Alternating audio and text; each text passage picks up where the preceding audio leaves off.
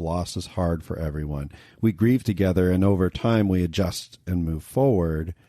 But the truth is that even though things on the surface might seem a little better, that doesn't mean that we're done with our experience of loss, or that times of sadness and pain and grief aren't going to continue to bubble up to the surface. Right.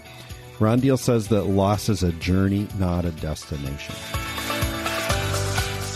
Welcome to the Blended Family Coaching Show, where you'll discover how to move your step family from just surviving to truly thriving. Grab your headphones and listen in as we share practical, real-life strategies for building healthy bonds, Understanding the kids' perspective, romance and partnership, parenting with great teamwork. and yes, even co-parenting with a difficult ex. We're Mike and Kim Anderson, and we believe with the right tools, every step couple can overcome the common challenges of step family life. Join us for authentic and sometimes comical conversations to discover how you can lead your family with confidence and create the future you really want. Well, hi there. Thank you for joining us today. You know, we know that you're busy and probably have a lot on your plate as you blend your family. Right. And we're grateful that you choose to spend time here with us every week. You know, we're also grateful for your feedback. Recently, a listener over on Apple Podcasts left a review, and in it, they said that the show has helped them to navigate so many challenges. Then they went on to say that we've provided a lot of help to their family. It really is a blessing for us to know that we're bringing value. Absolutely. Thank you so much for that great feedback.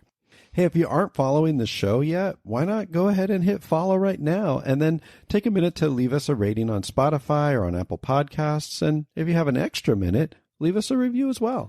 We'd really love to hear from you, and thanks in advance for doing that. Right. So let's hop into today's episode, all about loss and grief. Doesn't that sound like fun? Well, not really. yeah.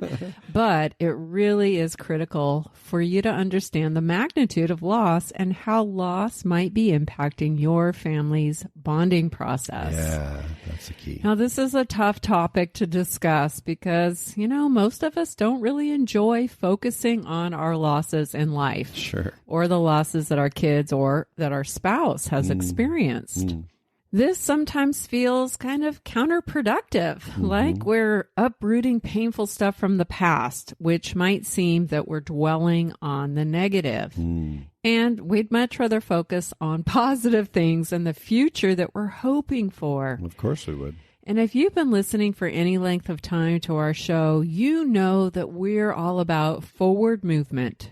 And part of our coaching approach is to help people get unstuck. Right. But the reality is that our past is part of who we are and who each of our family members are. Yeah, that's really true. And so we're not suggesting that anyone gets stuck in the past as we go about this conversation today. What we want to do is challenge you to open up your awareness, because ignoring or underestimating the impact of loss can be detrimental to your blend, actually. This is an easy wrong turn that a lot of us can tend to make, and that's why we've got to talk about loss if we want to be able to move forward in some healthy ways, and to be able to support and love each other as well, and create an atmosphere where genuine bonds can grow. That's the key, right? This is all connected to how we're bonding within our blended family. Right. We want to love well. Yeah. So, honey, I think we came into our marriage without really understanding how important it was to acknowledge and understand our losses from the past. Sure. You'd agree with that? Oh, yeah. Yeah. Our mentality at the time was more about leaving our past behind and creating a new story together, right? Of course. A better story. Why wouldn't it be that focus, right? And we all want that. But somewhere along the way, we started to realize, and it was pretty early on, the importance of loss through the work of step family expert Ron Deal. He kind of opened our eyes when we attended one of his workshops, and we started reading his books in the Smart Step Family series. Now, we led a blended family support group using Ron's curriculum for many years, and Ron talks about loss a lot, and it's for good reason. Oh, for sure. You know, in fact, there's a really powerful statement in Ron's most recent book called Preparing to Blend. He says, you cannot fully understand the present without tying it to the past. Said another way, you and your children must occasionally step back into the past so that you can understand it, and in some cases grieve it, because it's always a part of your present and future. Yeah. Ron goes on to say, to attempt to blend your family without acknowledging loss or the presence of the past is to remain blind and disconnected from one another. You cannot truly love one another and ignore this elephant in the room, he says. Wow. Yeah. Blind and disconnected from one another. Ooh, sounds like a formula for a wonderful blended family. It sounds like the opposite of healthy bonding, which is what we all really want, right? Sure, yeah. So today we're going to do our best to remove the blinders and address that elephant in the room that is loss, so that our blended families can move forward together with what Ron calls a shared grief journey. And although this might not sound like a lot of fun, it's absolutely necessary. And living out of a shared grief journey as a family will strengthen bonds and help the whole family to better navigate all of the complexities of blended family life. For sure. Trust us on that one. Definitely. And let's just say up front that today's discussion is going to be kind of like peeling away just the edges of our blinders because loss and grief, it's a pretty big topic. And for those of us in blended families, there's been a lot of loss and grief. It's something that's not easily left behind. So today it's our hope that this episode is going to be just a first step or maybe a next step for you around awareness and maybe offer you some practical insights and tips as well. Ultimately, we want to talk about the realities of grief and loss while also offering encouragement and resources to help you and your family continue in your shared grief journey. That's what we're getting at today. So let's dive in, and we're going to start with a story that Ron shares in his book, The Smart Step Family, because we think this particular story really helps to open the eyes of blended family couples to this one reality. The experience of other members of your step family is often dramatically different from yours. And you must strive to empathize with their different perspectives. Sure. So for a step family, a wedding is not the beginning of the story. It's actually the middle. Right. Every step family is born out of loss. There was either a death, a divorce, or some kind of separation that preceded your blended family. The truth is, there's always going to be some pain and loss just under the surface. And what's going on under the surface of each family member has an impact on everyone in the family. So let's give an example of how loss under the surface can lead to fear, anger, and disconnection for a blended family. Yeah, let's do that. You know, the story here is about Tim and Lisa. It's taken from page 240 in the Smart Step Family. And Ron calls this the byproduct of loss. So shortly after a remarriage to Lisa, Tim began to sense that she was kind of pulling away from him, and his stepchildren were growing resentments toward him. Now, prior to their mother's remarriage, Lisa's children had this nightly ritual of lying in bed and waiting for mom's goodnight kisses. So they would share stories and warm affections and just things that were, you know, good and bad and all that stuff. On their mind. Yeah, things that moms and kids talk about, right? It was really a special and a comforting time for the children and, of course, for Lisa herself, too. Right. Okay, so I just have to pause for a minute and say that I really get that. Following my divorce, my daughter Annika and I, we formed a really tight bond. Yeah. And this is common during that season for most of us. As single parents, we're doing our best to be there for our kids. We stick together and survive the fallout of the loss that we've experienced, whatever that might be. Yeah. So I would just speculate that Lisa maybe began this bedtime routine following her divorce, or at least kind of extended the time she spent connecting with each child at bedtime as a way of helping her kids and herself to cope with the pain that they were all experiencing. So this was a meaningful touch point for them. Exactly. And you had touch points like those with Annika too, right? Oh, yeah, I sure did. And they were important to both of us. Yeah. We treasured them. For sure. So here's a little bit more about Tim.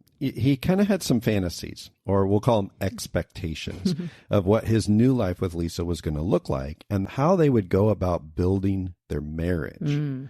But those were quickly squashed as the realities of busy stepfamily life set in for him. Tim started to grow increasingly possessive of the time that he and Lisa had together after the children went to bed. Because he felt cheated by her time with the children, Tim started to stand outside the children's bedrooms and kind of listen in and monitor the amount of time that Lisa was spending and taking with her kids. If he thought it was too much, he'd lean his head in and say, "Is she asleep yet? Well, when are you going to come out here with me?" In effect, Tim was saying, "Hey, don't you think it's time to choose me over the kids?" Right? That's basically what he was saying under the surface of all that. Okay, so I have to stop the story again. Okay. And ask You're such an interrupter today. I know. And ask you, honey, if you can remember a time that you felt that way. Maybe it wasn't around a bedtime routine, but maybe it was something else where you felt that disconnection between your expectations of what our marriage was going to look like and the realities that you were actually experiencing. Well, actually, the bedtime routine does really connect with me because that was a time that you did have with Annika. I did, yeah. You would spend some time in there, and I'm kind of like, well, I kind of want husband-wife time too. Right. And that's, I mean, we talk about, husband-wife behind closed doors time in other episodes, but that's not even what I'm saying. Like, maybe sitting on the couch or spending some time together or whatnot. You were left alone. I was all by myself. But I think, another piece that's actually kind of connected to all that is how early on when Annika would have trouble sleeping, she would also come into our room, and she was used to being able to climb into bed with you. Yeah. And that felt really weird and didn't seem right to me. And we had to really struggle through that. But I often felt like I was kind of stuck on the outside because you had these patterns with Annika that I didn't connect with or fit into. Yeah, they didn't include you. Right. You were kind of that stranded stranger on the outside. Totally. Yeah. All right, so back to Tim and Lisa. Lisa had continued the cherished bedtime routine with her kids after she married Tim. Makes sense. Now, he's feeling cheated, and he's monitoring and even interrupting the bedtime routine. Also makes sense. Right. So continue with the story, honey. Yeah. So little did Tim realize, though, how he was sabotaging his marriage and his relationship with his stepkids. Right. Sometimes it's really easy to see, oh, yeah, that's sabotaging the time with the kids, but it's actually sabotaging his marital relationship. Right. Because losses throughout the divorce process and her remarriage to Tim had made the nighttime ritual even more important to Lisa and her children. Right. Isn't that interesting? The remarriage made it even more important. Right. And Tim's whining led them to fear the loss of that time together and the love that it communicated. Lisa started growing resentful of Tim's jealousy and began to distance herself from any expectation that she would choose him over her children. She's going to dig her heels in even harder, right? I've been there. And this, thanks for that comment, by the way. And Lisa backing off, of course, kind of dredged up more fears for Tim. And so he escalated his attempts to try to gain her loyalty. Right. And then here's these kids. They are going to put their guard up with this new stepdad, and they're probably going to get angry, actually, and they're going to refuse to grant him any kind of parental status. Right. In the end, it's just this vicious negative cycle of fear and resentment and anger that results. So that example is a great illustration of how fear and anger grow when the underlying loss is ignored. Yeah, they're missing what's going on. Right. Yeah. When we fear losing time or connection with someone we love, we naturally develop anger toward the person or the persons we believe are responsible for that potential loss. That's what's going on here for these kids. Yeah, and notice how each person in the family makes sense of the other's behaviors. Right. Or they're trying to. They're adding meaning and motive, right? Tim starts getting increasingly angry toward his wife because, quote unquote, she babies her children, right? That's the lens he's seen through. And I'm sure he was feeling like a stranded stranger on the outside. I get it. I've been there. Yeah. And that really impacts the way you think about this stuff. He was also feeling some anger toward the stepkids. And he probably started labeling them as spoiled rotten. Yeah. Right? Often we hear step-parents describe their step-kids as manipulative, and that's what it might look like on the surface, but it's most often likely that they're experiencing some emotional pain. Right. They've experienced a lot of loss in the past, and that makes them scared of experiencing more hurt and pain. And one of the things that kids often fear most is losing their parent to a step-parent, right? They want that time and energy from their parents. That's right. And it makes sense because in most cases, a new step-parent is perceived as a threat from the step-kids, right? So let's talk about Lisa and how she's trying to make sense of Tim's behavior here. Yeah. Why is Tim losing his marbles? Yeah. So she's feeling angry with him for putting her in a position of having to choose between him and her kids. That makes sense. So she's the trapped teammate. Yep. And of course, her kids are also angry with Tim for being so selfish and invading their special time with mom. Mm-hmm. Each member of this blended family explained the other's behavior in very negative terms. Mm-hmm. In their pain, none of them were able to acknowledge the losses and fears each was communicating through his or her own insecurities. Yeah, and what's crazy is every single member of the family wants good, reasonable, rational things. Right. Nobody's wrong here. Mm-hmm. But this loss and this grief that's under the surface is really confusing the issue. Yeah. And you know, notice that it's Tim, the step-parent, who's kind of the recipient of more anger than anyone else. It's kind of 3 against 1 with him. The insiders can start to hold on to one another because they've already got that really strong bond. So Lisa and her kids, they're the insiders. They're going to band together. Yeah. But then sometimes step-parents are forced back to the outside when that anger starts to build. Right. Man, it can be really tough being a step-parent sometimes. Absolutely. Yeah. And this story is just one simple example, the bedtime routine that can create tension, but there are so many ways that unacknowledged loss can impact the integration process for a blended family. Sure. Now, because a natural byproduct of loss is fear, a natural byproduct of fear is often anger. Right. So seemingly simple family situations like this one and many others can easily lead to outbursts of anger, resistance, and pushback, even withdrawal, and then resentment grows. Yep. But at the root of it all is a loss. Right. So let's explore some practical ways to recognize and cope with loss so that you won't be blinded to this reality and experience disconnection and pain. We don't want that for you. Yeah, let's talk a little bit about the nature of loss to start. You know, I used to believe that loss is just kind of this one and done thing that happens and that we should be able to grieve and then move beyond the pain and then just be done with it. Like I really believed that was true. In fact, that was kind of the family that I grew up in. Our family kind of acted that way. Yeah. Maybe someone listening has viewed loss that way as well. Mm-hmm. You know what I mean? There's this painful divorce. The process of loss is hard for everyone. We grieve together, and over time we adjust and move forward. But the truth is that even though things on the surface might seem a little better, that doesn't mean that we're done with our experience of loss, or that times of sadness and pain and grief aren't going to continue to bubble up to the surface. Right. Ron Deal says that loss is a journey, not a destination. You don't just get over it and move on. It's an ongoing journey with new layers that are added and persistent undercurrents just below the surface that are really always present in one form or another. Some losses are smaller and they certainly can sting, but they might get resolved and we're able to heal and kind of move on. But there's these other losses that put us in the center of a massive earthquake, and everything we know to be normal seems to be gone. Right. Damage is done. We're shaken to our core with intense pain and enduring sorrow. Right. Yeah.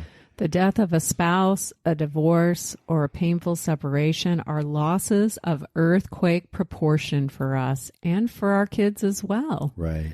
Losses of this magnitude are not a one-time event. Right. The trajectory of life has changed. It starts with that original earthquake and is followed by a series of ongoing aftershocks that add to the destruction. Aftershocks that may continue for years or even for a lifetime. Yeah. In many ways, the impact of the original earthquake has subsided in intensity and you found some kind of normalcy, but the residue of dust still coats your heart, your relationships, and your children.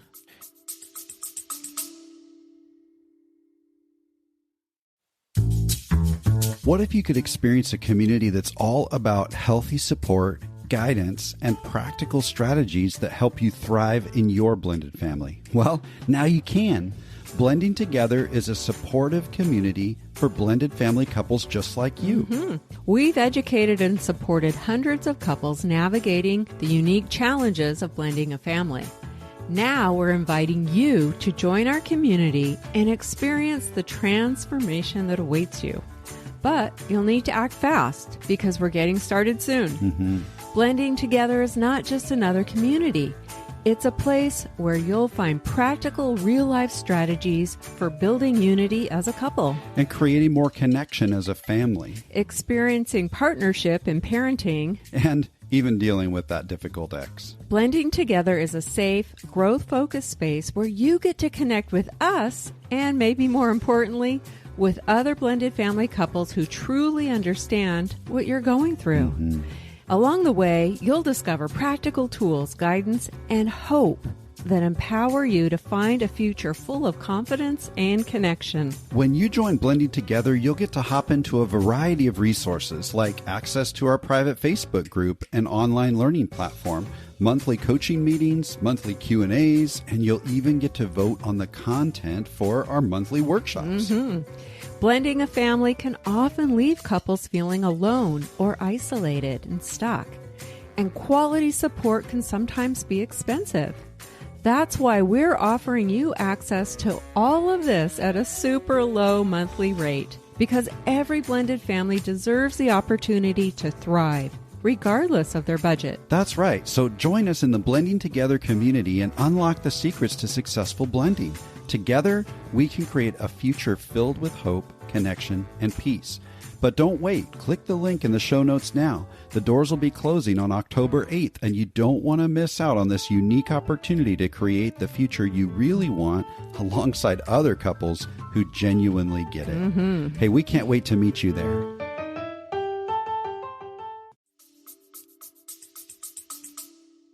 Yeah, and that might be really hard for some people to hear or certainly to accept. Most of us don't like to think about the weight of our grief and the loss our kids have experienced. Right. But grief is an emotion that will not be denied.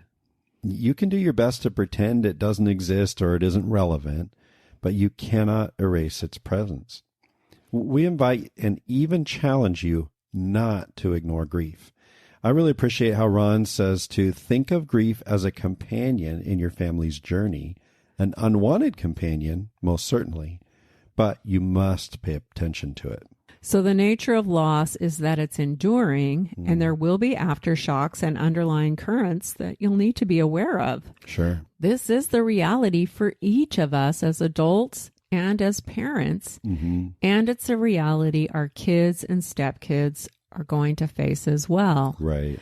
The truth is that no one in a step family experiences more loss than children. Following their parents' divorce, children lose their family identity. They lose stability as they're forced to change residences and often move between two homes. Yep. They might lose connection to extended family, friends, and things that are familiar to them, a school, neighborhood, or certain social groups. You know, kids living between two homes are always missing someone. Even when they're really enjoying time with one parent, guess what? They're missing the other parent. There's this persistent sense of loss that they have to face on a pretty regular basis. Yeah. You know, I remember Annika really struggled with that.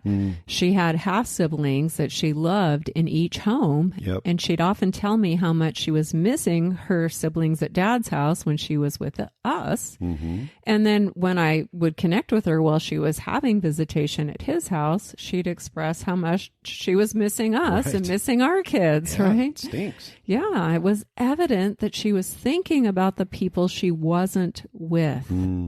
And sometimes she'd worry about what was going on in the other home that she might be missing out on. Yeah. She seemed to carry an expectation of loss around with her from house to house. It was really hard. Yeah, I remember that Annika also lost kind of a sense of her belonging as she moved between two homes. Yeah. Keeping in mind of all these kids, she was the only one that had to move Right. between the homes.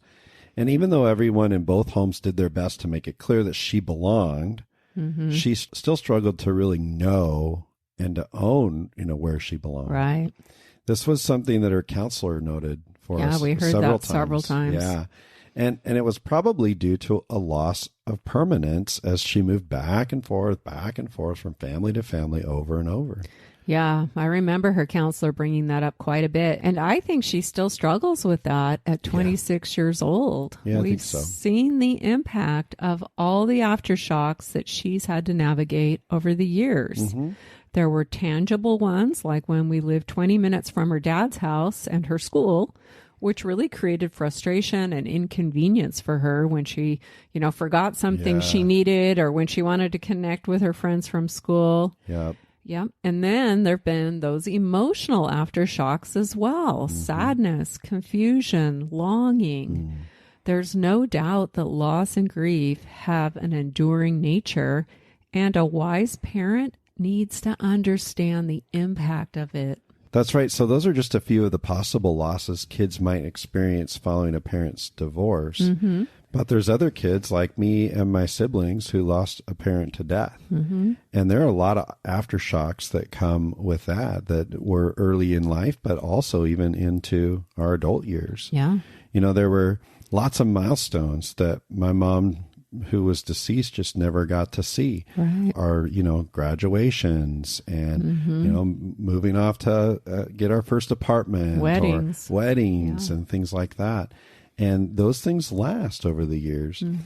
And there were even things that, these aftershocks that would happen that we had to endure by ourselves, because growing up with my dad and stepmom, we were never allowed to acknowledge that loss of my mom. Right. And so that was really challenging. Sometimes we were really left on our own to grieve. You were kind of isolated in your grief. Yeah. You talked about this shared journey of grief that Ron shared in preparing to blend book before. We didn't have that. We were grieving alone as kids, and that was really hard.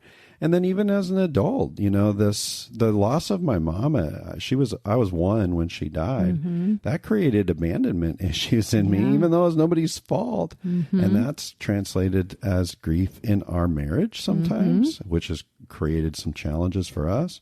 But even things like having my own kids, as Phoebe came along and Jacob came along, it's like, wow, this is another little aftershock that's just going, mom will never meet them here on this side of eternity. Yeah, it ripples out to our kids as well. I mean, our kids have wondered what your mom was like. And, Phoebe wonders a lot what traits she has that are similar to your mom's. Exactly.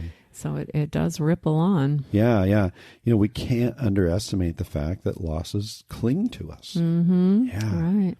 So the initial earthquake of loss hits. Maybe it was a divorce, a death, or some kind of an abandonment issue.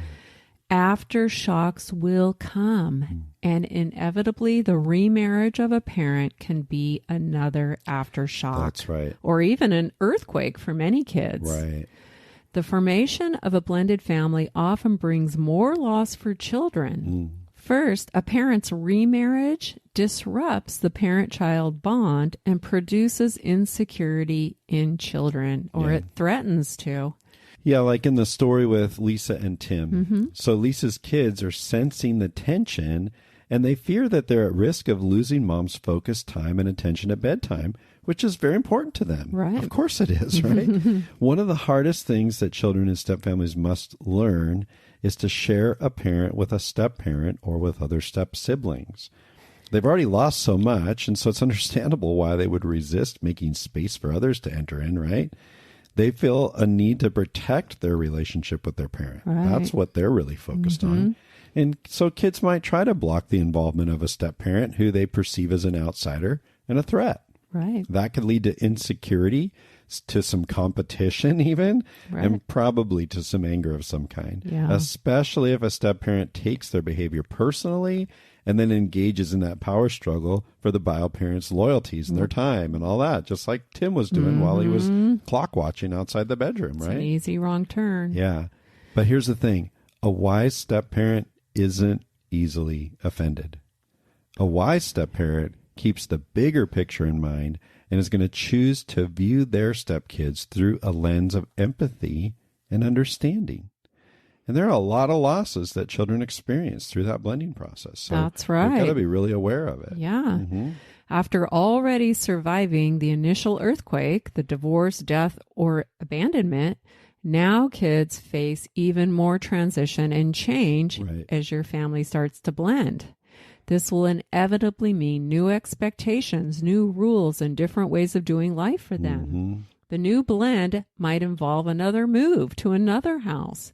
And if they're moving into their step-parents' home, now they might feel like outsiders on someone else's turf. Right. This is especially stressful if they've got new step-siblings who might be feeling territorial about these new kids moving in. And if it's the other way around and it's the steps that are moving into their established home, they could experience loss of privacy or personal space. Sure. Kids might have to share a room now. And if there are step siblings, kids might have to navigate the loss of an established role in the family. If they aren't the oldest or the youngest anymore, or the only girl or the only boy, Right.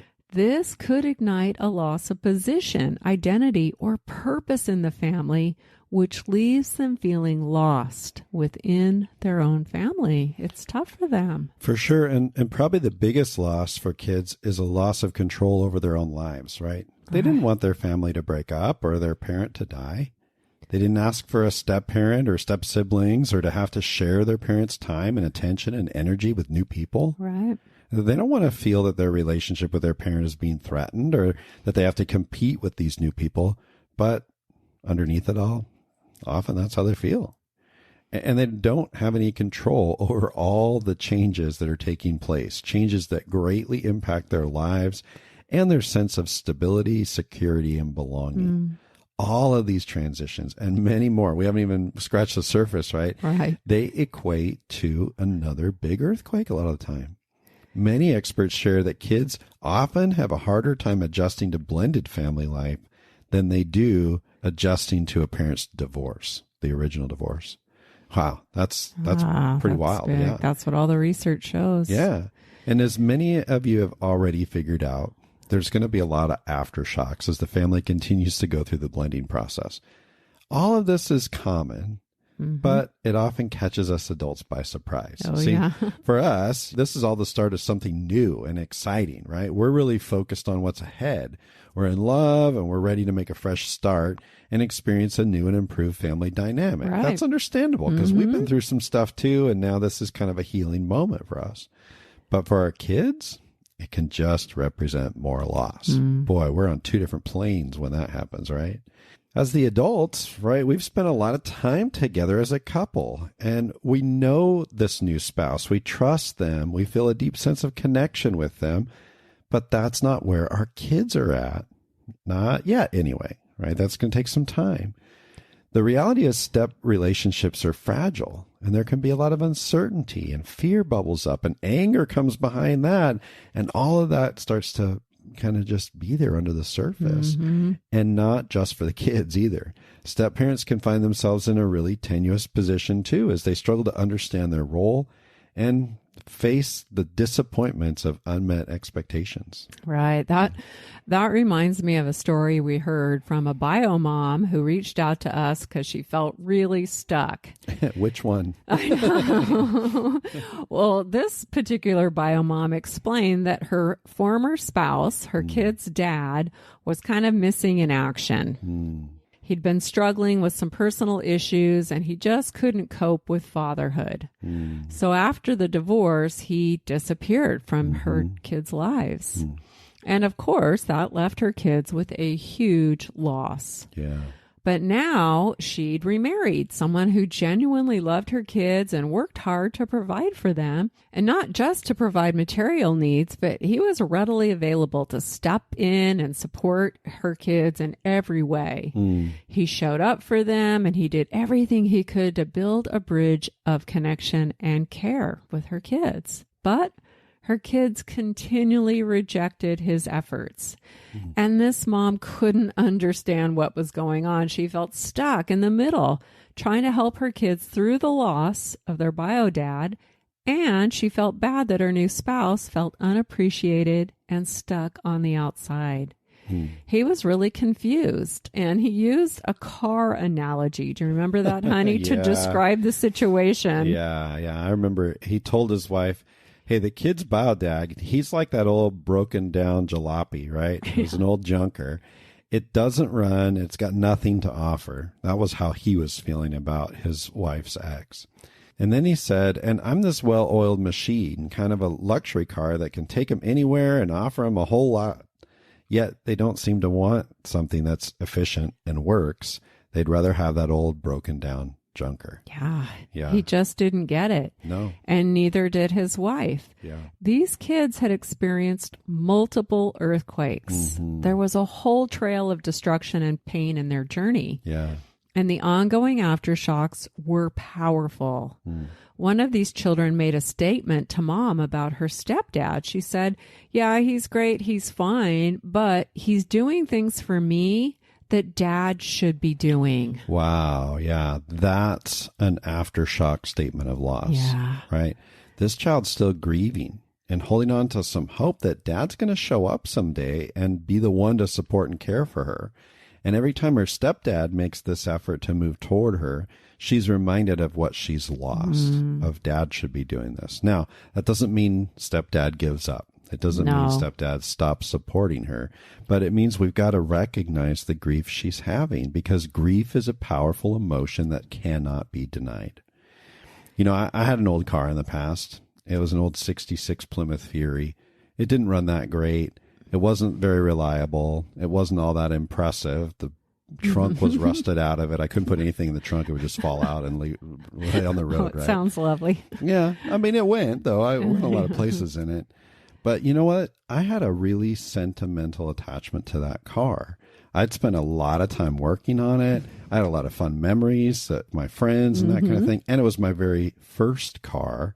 And that old junker was really special to me. It wasn't worth much monetarily, but it always has a special place in my heart. It meant a lot to me. I mean, it's funny. I still talk about the car. You right? do. And when that old junker and I parted ways, it was emotional for me. Now, years later, I bought a brand new car straight off the lot. It was the latest model at the time. It was reliable. It was impressive. You know, it was worth quite a bit. But just recently, I sold that car. And I didn't have an emotional reaction that I did like with that old junker. Right. See, the degree of efficiency between the two cars, it was miles apart. This new one was way better as far as a machine that operated on the road. The other one barely ran, sometimes wouldn't start, you know. But the degree of attachment I had to these two cars was dramatically different. That old junker meant the world to me because it just provoked this sentimental emotion for me. I was connected to it. The new car was, well, new, and I didn't really hold those same sentiments or memories. I don't know if that connects with everybody, but when I heard that story, I was like, I get it. Yeah. I totally get it. Yeah. Now, this might be hard for you to hear as a parent or as a step parent, but this story is a good example of how loss and the ongoing aftershocks of grief can impact bonding in a blended family. Right. And it's not just about the kids. These dynamics create disappointment, confusion, frustration, and grief for the adults as well. Yeah. Let's go back to Ron's quote. He said, to attempt to blend your families without acknowledging loss or the presence of the past is to remain blind and disconnected from one another. I mean, he's talking about every member of a blended family there. That's an important reality to understand because bio parents come in with loss and ongoing grief after experiencing a divorce, a death, or an abandonment as well. They come into the new marriage with their own aftershocks. Yep. And the story we just told exemplifies the possible loss that a step-parent might experience. The loss of the dream that they had going into the blend, the loss of close relationships that they expected to experience, or the loss of other things that they might have given up as they entered into this blended family. There can be a lot of sacrifices that both parents and step-parents make along the way. Right. And they kind of expect a return on their investment. They right? do. Everyone in a blended family experiences loss to some degree. So we've got to anticipate and expect that aftershocks of grief are going to be a part of our family's journey. Right. Absolutely. Yeah. Okay, so if you're still listening, if you were brave enough to stay with us, well done. What a bummer today. I know. This is a hard topic. Yeah. And you might be feeling kind of, sad at this point, or even a bit helpless or hopeless. Right. That's not what we want for you. No. We want you to take this information, this tough reality, and begin to turn it around by facing it. Yeah. You can use this knowledge to empower your next steps as a blended family. This isn't a downer, Nope. even though it sounds like it. Right. It's actually necessary awareness, and it'll make your journey easier if you have the right attitude and if you're willing to take a few powerful next steps. That's right. You really don't have to stay stuck. I love the way you said necessary awareness. That's so good. So let's go back to the first family we talked about, Tim and Lisa, and just imagine how things might turn the corner for them with just some fresh awareness and a little strategic teamwork. First, let's consider Tim. How might things be different if Tim had acquired some insight around the losses that his stepkids experienced and just gained a little bit of empathy for all that they had been through? It would likely increase his willingness to sacrifice some couple time with his wife to ensure that their bedtime ritual would continue. He'd probably realize how much his stepkids and his wife needed that touch point, and then he could just focus on a way to honor them, right? And he probably wouldn't be sacrificing all that much time. He just needs to chill out a little bit, honestly. And once he was able to understand and own all of that, Tim resisted the urge to watch the clock and intrude at bedtime. And at the same time, he respectfully expressed his need for couple time with his wife and shared the loss of his unmet expectations, right? That's valid. It doesn't have to just be one way or the other. We can figure out a both and. So both Tim and Lisa, they understood that couple time was important, but they didn't want to just toss out this valued parent-child touch point that Lisa had with the kids. So they had to find a new way. Now, at this point, Lisa's tension of having to choose between Tim and the bedtime ritual with her kids would begin to dissipate. No more pressure from Tim. Yeah, and she'd gain deeper understanding of Tim's perspective. Lisa would no longer be harboring resentment around Tim's jealousy or feel compelled to distance herself from him, right? Yeah, because his jealousy's disappearing. Right. Yeah. Instead, she'd be sensitive to Tim's difficult position as the outsider and grow some empathy around his loss of a marital dream. Yeah. And she'd also appreciate the sacrifice that Tim is willing to make in order to preserve the bedtime ritual. Yeah, totally. So now, armed with some new empathy for the very real losses that everyone's experienced and some fresh understanding around their unique perspectives, the couple can work together to honor their marriage by carving out some exclusive time, like really defining, okay, when will our couple time be, right? Maybe they do that before bedtime, or they have a special time on the weekends, or whatever that looks like. Finding the right rhythm as a couple and as a family takes some teamwork and some mutual trust. But in the end, it really benefits everyone. Right. Lisa's kids, guess what happens? They start to not view Tim anymore as selfish. And now he's not really a threat to their relationship with mom because they can see he's actually supportive of the bedtime ritual that they've got. Right. That's a great thing. So that means fear and anger don't emerge, and Lisa's kids are going to be more open to establishing a relationship with their stepdad. Right.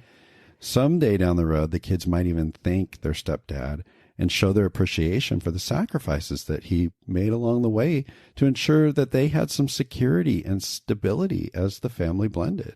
That's absolutely right. It's all connected. You don't have to stay stuck with blinders on, beating your head up against the wall because bonding doesn't seem to be happening and you're not sure what's going on. Yeah. Once you can own the truth that ignoring the impact of loss will lead to disconnection, then you can do something about it. Mm-hmm. And that's why we're talking about this tough topic, because the past and the unique perspectives of each member of your family really does matter. What's going on under the surface, the aftershocks of pain and grief really do matter. Mm-hmm. And like we said before, a wise parent understands the impact of loss and is willing to help their kids navigate through their enduring grief as the aftershocks hit, because they're going to. Yep. And a wise step-parent keeps the bigger picture in mind and will choose to view their stepkids through a lens of empathy and understanding. That's right. So at this point, you probably got one question in mind. Well, that all sounds great, but how the heck do I do that? Right. As the adults in your step family, you've got to be able to not just acknowledge the losses, but you've got to be able to move forward in a way that'll make a difference in your unique blend and help to surface and face the grief that your family members could be experiencing. Mm-hmm. If that's what you're asking yourself right now, well done. Yeah. We know this isn't an easy thing to talk about, and we've got to choose to face it, even though it's messy and uncomfortable. Yeah, but you are not alone. Yep. And being courageous enough to surface grief often helps to process deep emotions in a healthy way, which can relieve some of the pain. And this will ultimately lead to deeper family connections and a sense of emotional safety within the home. Mm-hmm. That's what we want to shoot for. So let's explore a few practical tips to get you started around how to surface grief with your kids and stepkids. And then we'll offer some helpful resources so that you can continue to take steps forward and not get stuck here. That's right. And these tips are taken straight from Ron Deal's book, The Smart Step Family. And, he does a real deep dive into grief. Right. But these tips can be found on page 242 under Practical Strategies for Coping with Unrecognized Loss and Unexpressed Grief. And we're just going to plow right through these really fast and just touch down on each one. Right. It's kind of like a rock skipping along the water. We're scratching the surface. Yeah, exactly. So tip number 1, identify painful losses for each family member. This is all about growing your own awareness and then learning to give permission for sadness, not demanding that others are going to finish grieving on your timetable. Right. Remember that every member of your blended family has come with their own experiences of loss and unique perspectives. So remain curious as you explore what might be happening under the surface for everyone. Right. Tip number 2, look beyond surface emotions to identify how loss might be impacting your dynamics. Again, what's going on under the surface matters. So you've got to be willing to tolerate negative emotions and learn how to help others navigate through them, not just your kids, but with your spouse as well. Remember that the byproduct of loss is fear, which often leads to anger. So before you jump to some unfair conclusions about a member of your family who might be behaving badly, stop and explore what loss they might be experiencing and consider the fear and anger that could be associated to that loss. That's right. Tip number 3, talk about your losses. Man, I can't even stress this one enough. It's so important because you can't expect your kids to open up and talk about their grief if you aren't able to do the same. I really struggle with this in my own personal story. We never had the space in my home to do that, and it really took its toll on us. Yeah. But you can do that in a healthy way without burdening them with your own emotional struggles, but just simply giving everyone permission to be vulnerable, to talk openly about what they're experiencing and creating a safe space to be sad and process through negative emotions. Right. Yeah. Tip number 4 is to help others express sadness and grief.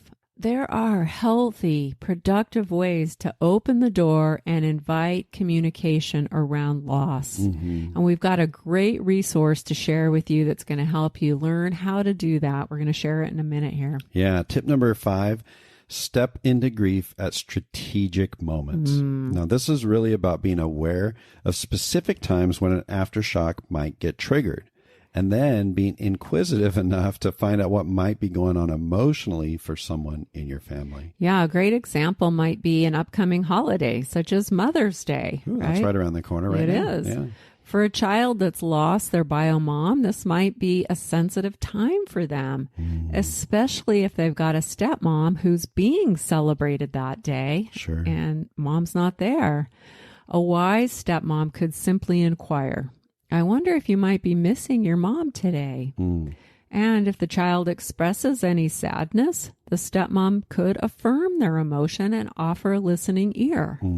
I bet you and your mom had some really fun times together. I'd love to hear about that if you want to share with me.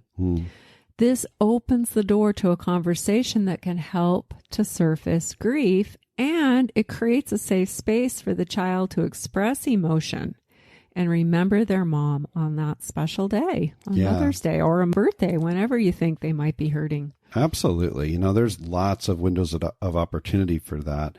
And, you know, this is just one example, and it might be hard, but it's simple. And a step parent or a bio parent can really take advantage of that. Man, if my dad or my stepmom had done that for me, it would have radically changed the way I connected with them. It would have been amazing for you to have that. So you can help your kids navigate the aftershocks of grief with a simple inquiry, and then listen with some empathy and affirm and validate their emotions. Let them work through the grief and be sad. Right. Now, tip number 6 is don't try to fix grief. Oh, man, but I'm a fix-it person. As a parent, your natural reaction might be to somehow make things all better for your kids, that's right? what we all wanna do that because it's hard to see them in pain. Of course. But trying to fix grief by either painting a silver lining on it or attempting to distract your kids from their emotions or encouraging them to kind of feel something else. You don't really feel that way, right? Yeah, doesn't work. None of these tactics are going to help. Often they make things worse, and they're going to distance you from your child because now your child is thinking you just don't get it. Or you don't care. Yeah. It's much better if you're able to take grief at face value and support your kids as they experience it. Realize that you can't necessarily fix it, but you can help them to navigate through it, but only if you're able to endure your child's sadness. Yeah. Otherwise, you'll never truly hear or understand their loss or have the ability to walk them through it. Yeah, and kind of a tip like 6.2 is, you know, kind of alongside this is for step parents. Don't attempt to erase and replace. No. Right? Instead of trying to compete with the object of a child's grief, that parent, choose to respect and honor that other parent, even if they're not in the picture, even if they're struggling with their life choices. It's important that children receive the message that you aren't there to erase or replace a missing or deceased parent. Otherwise, they might become even more determined to make sure that you don't do that. Right. The reality is for some step parents, stepping on a child's grief or underestimating its impact can cause relational damage that they may never recover from. So the opposite is also true. A step parent who compassionately enters into a child's grief and gives them permission to have that grief is going to lower their threat level or the fear that child might be experiencing, which leaves space for genuine bonding to grow. It's a great opportunity, actually. Right. Tip number 7, monitor your children throughout your journey. You know, some kids might seem to be doing just fine, but they often grieve in spurts, and difficult emotions may resurface later. Or they might be hiding their pain because they don't want to worry you. Yeah. So don't assume that a compliant, easygoing child isn't grieving. Right. Remain open and do your best to create a safe environment for them to open up and express what might be going on emotionally for them. Tip number 8 is to make changes in your blended family slowly. Ooh, crockpot. Try to maintain as much stability as possible and remember that more change means more loss. Right. So be careful. Yep. Tip number 9 is keep alive the touch points between bio parents and their kids, right? We talked about that with Tim and Lisa and that bedtime thing. Be aware of meaningful touch points and do your best to preserve them as you blend. This is really going to minimize loss and help to soften those step relationships. Right. Tip number 10, continue to learn about the impact of loss and how to grieve in healthy ways as a family. Yeah. So to help you with this tip, we encourage you to consider the resources that we've listed in the show notes. We've mentioned Ron's book, The Smart Step Family, which has a whole chapter that addresses the most common pitfalls. Guess what? Unrecognized loss and unexpressed grief is one of those pitfalls. For sure. Yeah, and then Ron's latest book, Preparing to Blend, has a chapter that details how to create a shared grief journey. And it's so important to do this because it's not just about the kids. Everyone in your blended family has experienced or will experience loss along the way. That's right. As Ron says, you can grieve forward together as a family. Family grieving not only helps individuals reposition the past and carry it with them in healthy ways, but it fosters emotional bonding between new step-family members. And you know, this book is a practical guide for creating a shared grief journey, really for any blended family at any stage. It's not just for preparing. And the final resource we highly recommend is the book Raising an Emotionally Intelligent Child by Dr. John Gottman. If you've listened to this show at all for any length of time, you've probably heard this one being referenced several times. This book offers a step-by-step approach to initiating conversations that are going to nudge tough emotions to the surface so that you can help your kids to grieve and manage loss in a healthy and productive way. And over time, it actually trains them to do that for themselves as they head toward adulthood. It's really powerful. What do you say, honey? You say that's like the best, your favorite parenting book you've ever read? It's my favorite parenting book. Emotion Coaching Kids is amazing. Yep. Yeah. And you know, if you need some extra help along the way, we're here for you. For sure. If you are really struggling with your own painful emotions of loss, disappointment, or discouragement, don't be afraid to reach out to us. Or if you need some help brainstorming what might be going on for your kids and you're just not sure how to approach maybe a sensitive situation, we're happy to help. Just click the link to schedule a free coaching call with us. Yeah. And another tip, counseling. If you need to do a deep dive into grief and process, counseling has helped us greatly. For sure. Yeah. Get your kids into counseling. Get yourself into counseling if you need to. That's right.